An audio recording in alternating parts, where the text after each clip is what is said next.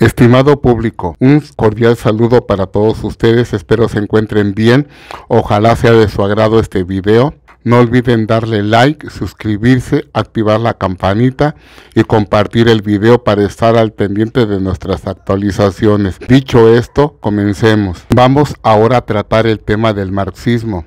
Es una de las doctrinas económicas más importantes surgidas a lo largo del siglo XIX. En su origen, dicha teoría económica apunta hacia la praxis social, es decir, que está sujeta a transformar la realidad de forma inmediata. De algún modo se va a encontrar o va a operar una especie de contradicción fundamental dentro del acontecimiento histórico. Esta contradicción de algún modo va a enfrentar a dos clases dentro del proceso productivo, de acuerdo a la teoría marxista.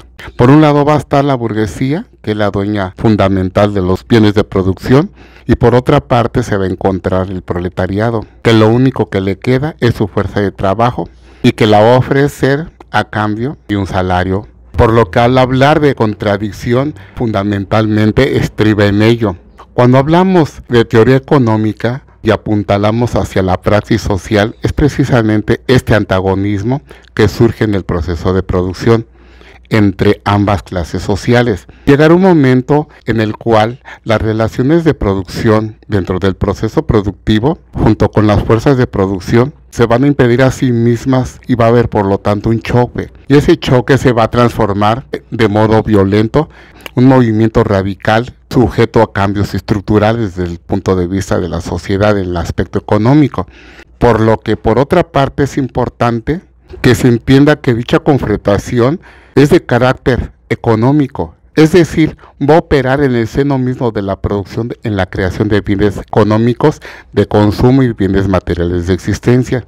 Por lo que las relaciones que se van a traducir dentro del proceso de producción van a ser unas relaciones de desigualdad y de explotación de un sector por el otro. Por una parte, el obrero, traducido en proletario, va a producir dentro del trabajo mismo, va a crear valor más de lo que realmente va a recibir y se va a reflejar precisamente en la cantidad económica que va a percibir a través de su salario, por lo que va a satisfacer esas necesidades tanto biológicas como físicas.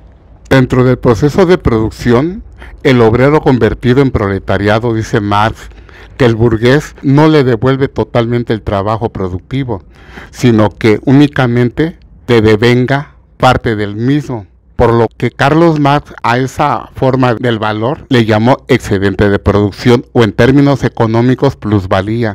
Es decir, que el proletariado creaba un valor extra. En ese rubro explicativo del marxismo, por lo que para poder desarrollar aún más se necesita material para otro video.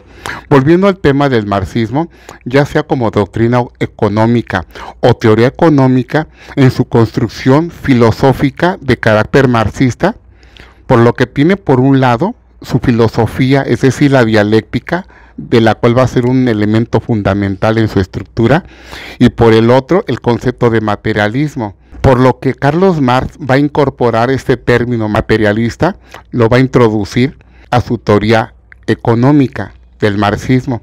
Para explicar dicho término materialista, en este caso hay que hacer referencia a la idea mecánica que operaba en la época que a Carlos Marx le correspondió vivir, por lo que la mecánica newtoniana era la que predominaba en su época, por lo cual fue la base que Marx extrajo para componer lo que realmente es su edificio, es decir, el edificio del materialismo histórico, y aplicándolo al estudio del desarrollo histórico de las sociedades, va a encontrar 5 modos de producción. Entre ellos está el modo de producción capitalista, donde este va a profundizar y va a explicarlo de manera más a fondo, y por lo que lo va a reflejar en un análisis muy intenso que va a realizar a través de su obra fundamental, El Capital. Por otra parte, es importante considerar que Carlos Marx también fue un gran historiador de carácter económico, por lo que muchos investigadores o estudiosos de la historia lo ubican como parte fundamental de la historiografía de las mentalidades, ya que este analiza la historia por distintos caminos.